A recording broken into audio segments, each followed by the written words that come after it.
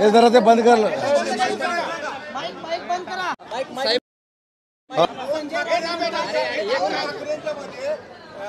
राज ठाकरेंनी सांगितले कोणी आपल्या पक्षाचं बोलायचं नाही, त्याच्यामुळे हे वाद होतील.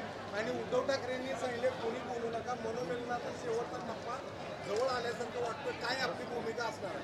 वाटतोय ना, अजून आलेला नाही. 3 दिवसापासून साहेब सुरू आहेत. नाही, एक मिनिट.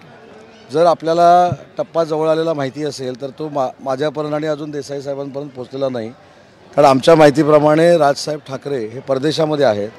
दुसरी महत्त्वाची गोष्ट आहे की ती जी मुलाखत होती ती 1.5 महिन्यापूर्वीची होती आणि त्यांच्या पक्षाचा निर्णय त्यांनी काय घ्यायचा हा लोकशाहीतला त्यांचा मुद्दा आहे.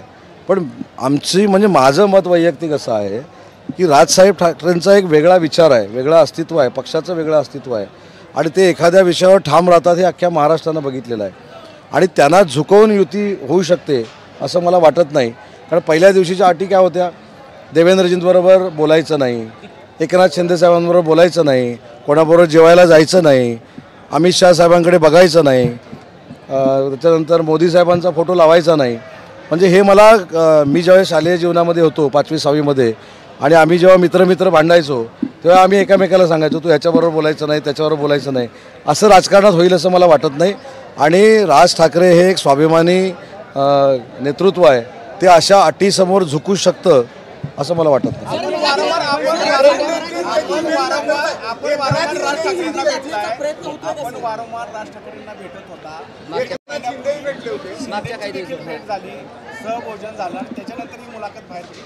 नाही पण एक मिनिट मी काय सांगितलं, मुलाखत हा मुद्दा वेगळा आहे, स्नेहभोजन हा मुद्दा वेगळा आहे. स्नेहभोजनाच्या बाबतीमध्ये स्वतः एकनाथ शिंदे साहेबांनी त्याच वेळी रात्री 12 वाजता प्रेस कॉन्फरन्स घेऊन ते का भेटले होते याचा खुलासा केलेला आहे. त्याच्या अगोदर मी 2दा का भेटलो होतो हा जाहीर खुलासा स्वतः राज साहेबांनी पण केलेला आहे. त्याच्यामध्ये पहिल्यांदा विश्व मराठी संमेलनाला ते एका फोनवर उपस्थित राहिले होते. त्यांचे आभार मानणं हे माझ्या डिपार्टमेंटचं कर्तव्य होतं म्हणून मी भेटलो होतो. आणि दुसऱ्या वेळी बँकेच्या बाबतीत जो मराठी मुद्दा निर्माण झाला होता त्यामुळं मराठी भाषेचा मंत्री म्हणून मी त्यांना भेटलो होतो. त्याच्यामुळं मला असं वाटतं की त्या तिन्ही भेट जे होत्या त्याचा राजकीय काही संबंध नव्हता.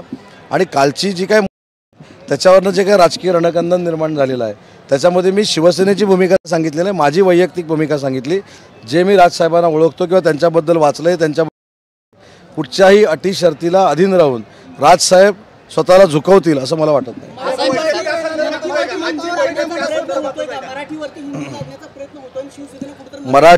मराठी भाषेच्या संदर्भामधला जो विषय आहे त्याच्यामध्ये ती देखील आम्ही भूमिका सांगितली की आम्ही स्वतः आमचे मुख्य नेते एकनाथ शिंदे साहेबांशी चर्चा करणार आहोत.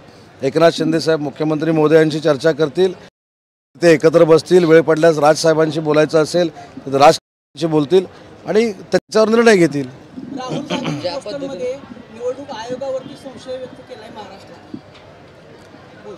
नाही त्या ठिकाणी आक्षेप घेताना नांदेडची सीट जी जिंकली त्याच्यावर पण आक्षेप घ्यायला पाहिजे होता ना. ती खासदारकीची सीट निवडून आली ती बरोबर आहे आणि आम्ही जे निवडून आलो ते खोटं आहे. मला असं वाटतं की स्वतःच्या कर्तृत्वावर आपली दुसऱ्यांना शंका निर्माण करण्याच्या अगोदर आत्मचिंतन करून आपला पक्ष कसा वाढेल यासाठी वाटचाल केली पाहिजे.